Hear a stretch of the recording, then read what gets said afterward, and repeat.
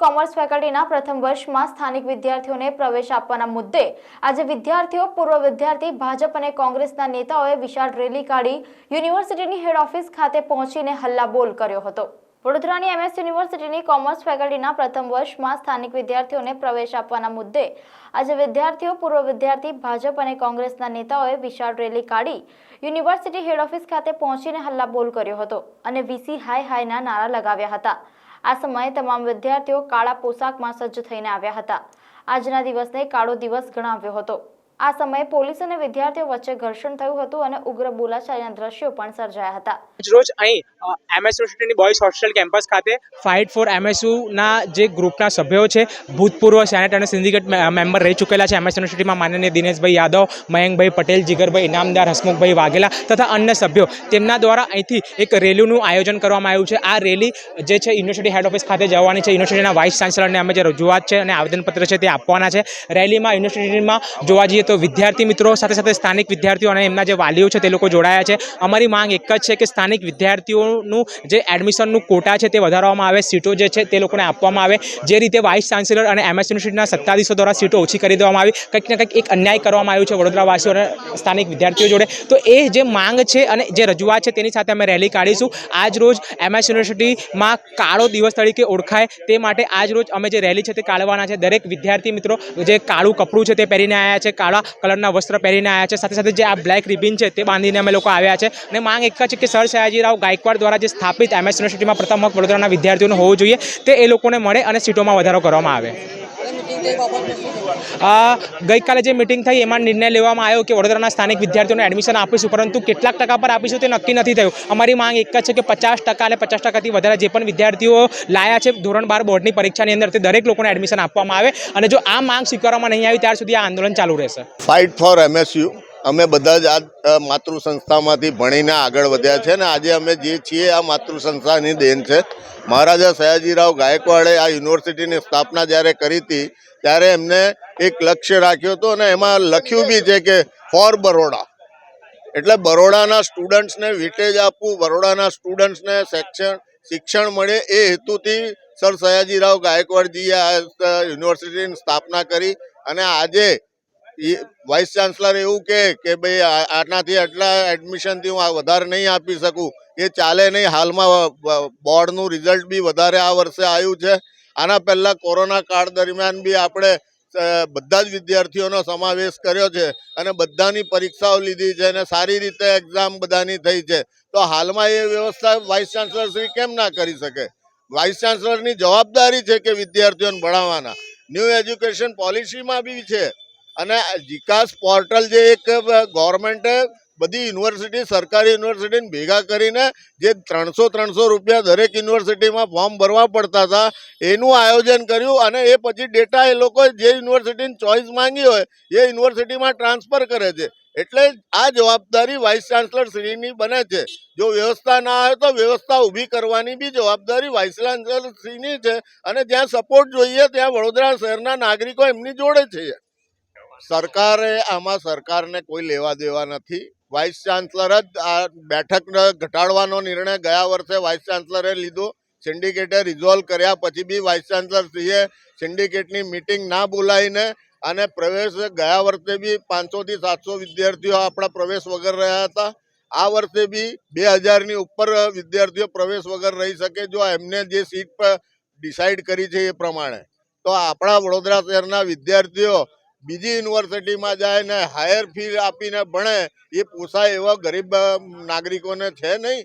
તો MS યુનિવર્સિટીના vice chancellor તરીકે એમને આ વિદ્યાર્થીઓની વ્યવસ્થા કરવાની જવાબદારી એમની પોતાની છે। શિક્ષણ વિભાગે તો પોતે કાલે અમારા સ્થાનિક ધારાસભ્યશ્રી, સાંસદ સભ્યશ્રી, યુવા સાંસદ સભ્યશ્રી બધાએ કાલે સૂર્યા પેલેસમાં મિટિંગ બી કરી તો બી કોઈ ડિસિઝન આવ્યું નથી અને એમને બી એવું લાગ્યું કે વાઇસ ચાન્સલર ગોલ ગોલ વાત કરી રહ્યા છે એટલે અમારે આજે અહીંયા આવવાની જરૂર પડી છે। આ લડત અમે 48 કલાકનું અલ્ટિમેટમ આપીશું અને 48 કલાકમાં જો રિઝલ્ટ નહીં આવે તો આ લડત અમે વડોદરા શહેરની શેરીઓમાં લઈ જવાની અમારી તૈયારી છે। ભૂતકાળમાં અમે આંદોલનો કર્યા છે, અમને એનો અનુભવ છે એટલે આંદોલન કરવાનો અમારે જરૂરી છે। એટલે વિદ્યાર્થીઓને પ્રવેશ મળવા જોઈએ। મહારાજા સયાજીરાવ યુનિવર્સિટીની ગરિમા નેવે મુકાઈ છે।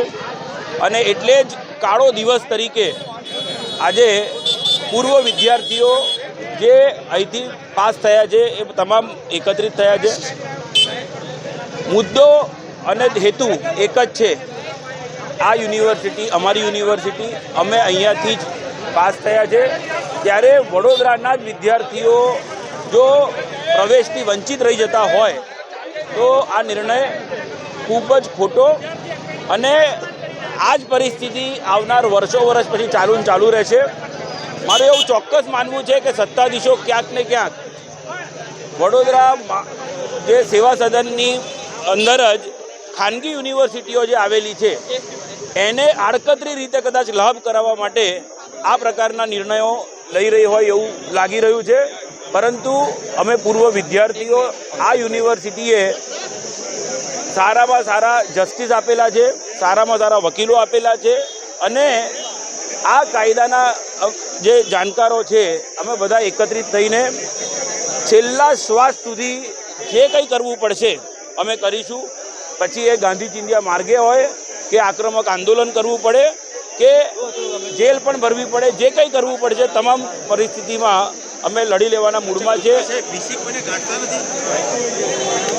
વીસીની જે પદ છે, વીસીનું પદ ખૂબ જ ગરિમાવાળું પદ, અને આ પદ ઉપર પહેલાં તો જે લાયકાત હોવી જોઈએ એ લાયકાત એમની હતી જ નહીં, અને તેવામાં એમને આ પદ ઉપર બેસાડવામાં આવ્યા.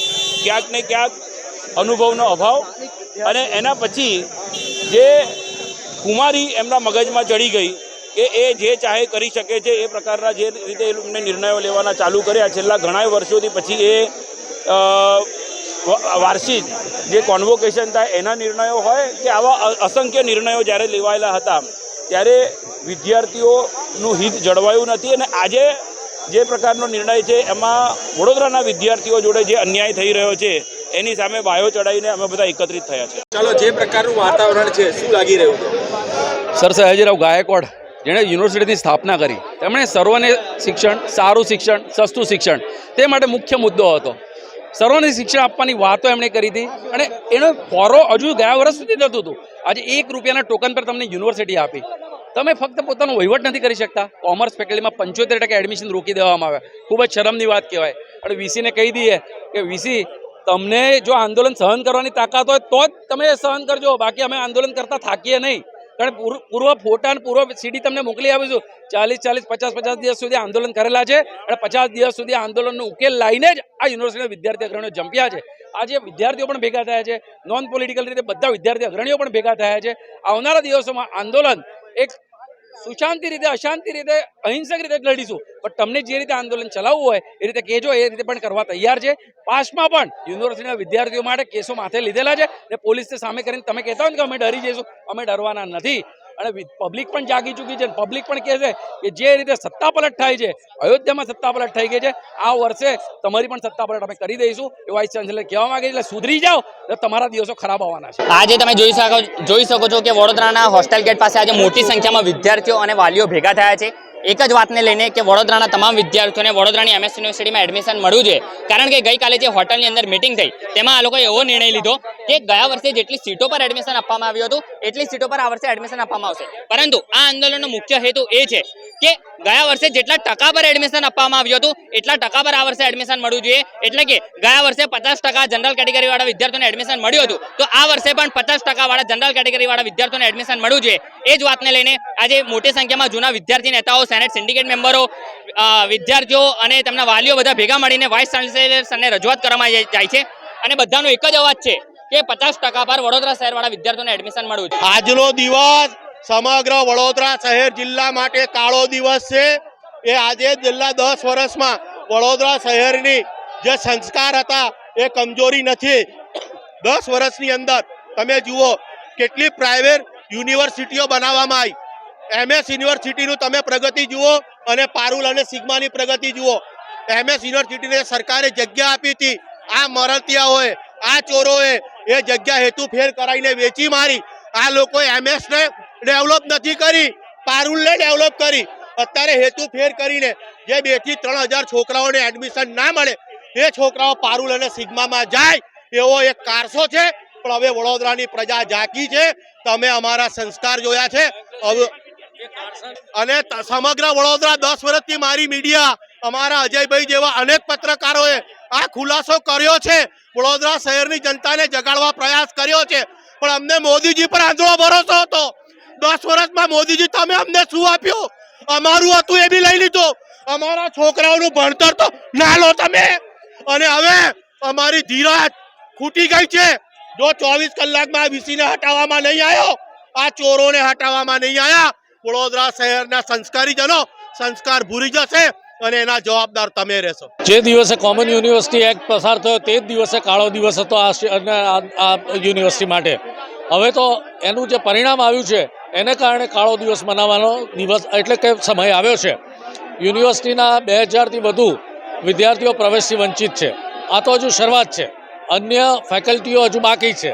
અને તાનાશાહી વાઇસ ચાન્સલરની તમે આ પ્રતિક્રિયા જુઓ કે તમામ જગ્યાએ બેરિકેડ લાગ્યા છે. મીડિયાના પ્રવેશ પર પણ પ્રતિબંધ છે. આવું અમારા કાર્યકાળમાં ક્યારેય બન્યું નહોતું. અને જો બન્યું હોત ને તો એ વાઇસ ચાન્સલરનું રાજીનામું લેતા અમને માત્ર 1 કલાક લાગત. દર્શક મિત્રો, આ તો ઠીક છે કે વડોદરાની રૈયત જ હવે રાંક થઈ ગઈ છે, વિરોધ કરતી નથી. એનું આજે પરિણામ છે કે વિદ્યાર્થી નેતાઓએ અહીંયા આવવું પડ્યું છે. મૂળ વાત એવી છે કે યુનિવર્સિટીની સ્વાયત્તતા છીનવી લેવામાં આવી છે અને યુનિવર્સિટીને કોમન યુનિવર્સિટી એક્ટમાં નાખી દેવામાં આવી.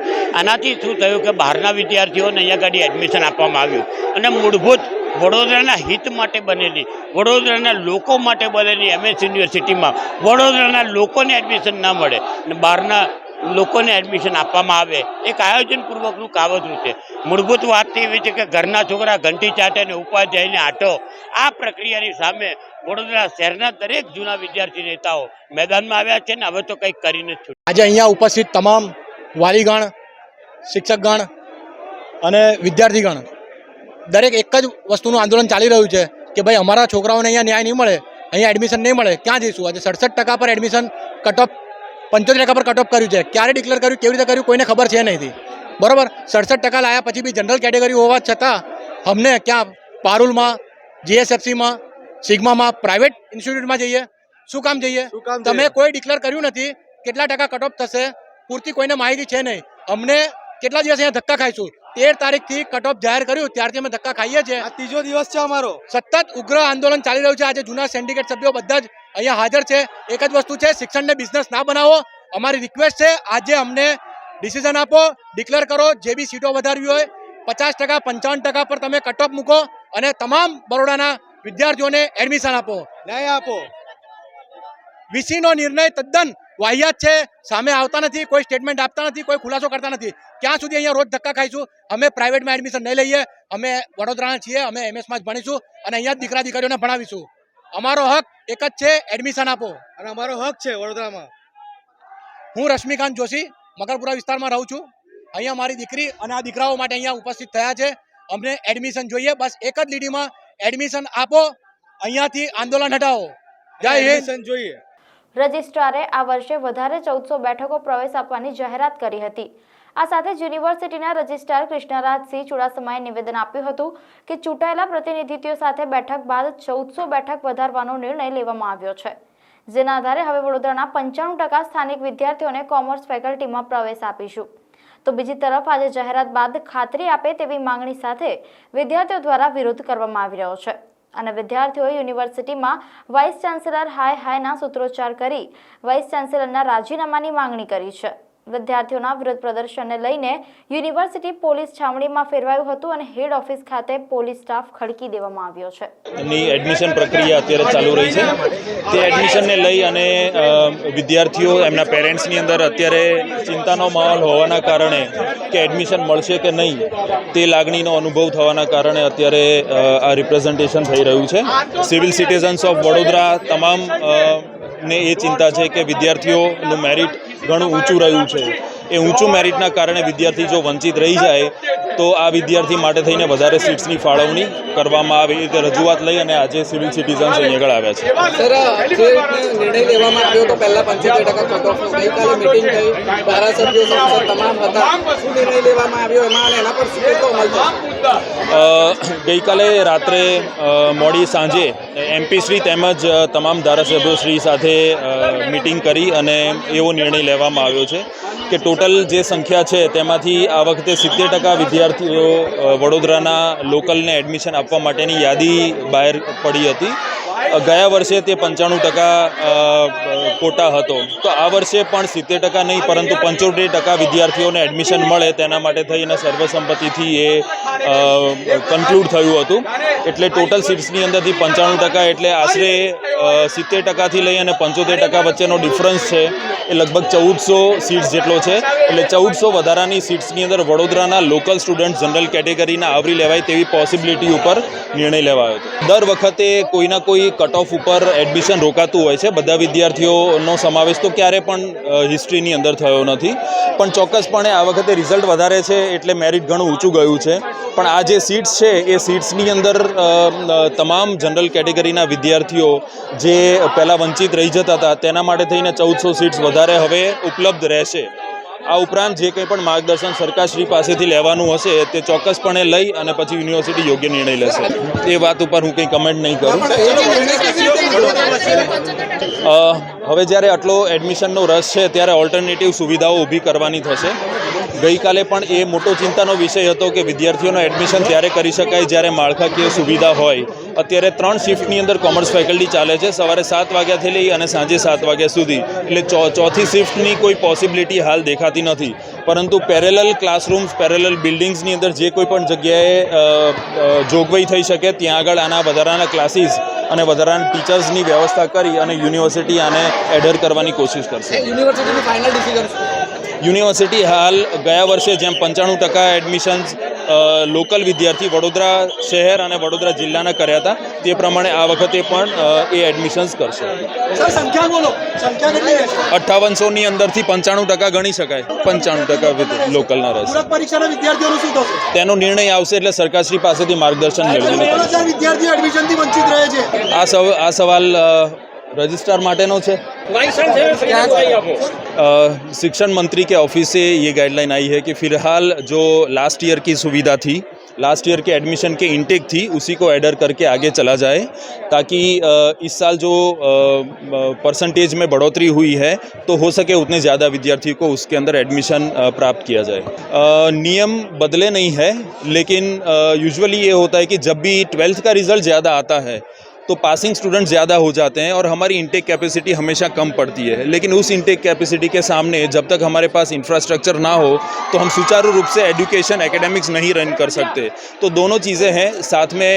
इंटेक जब हम बढ़ाते हैं तो इंफ्रास्ट्रक्चर रिक्वायरमेंट भी हमारी एक बैक प्लान में होनी चाहिए। वो प्लान होते ही हम ज़्यादा विद्यार्थियों को एडर कर पाएँ।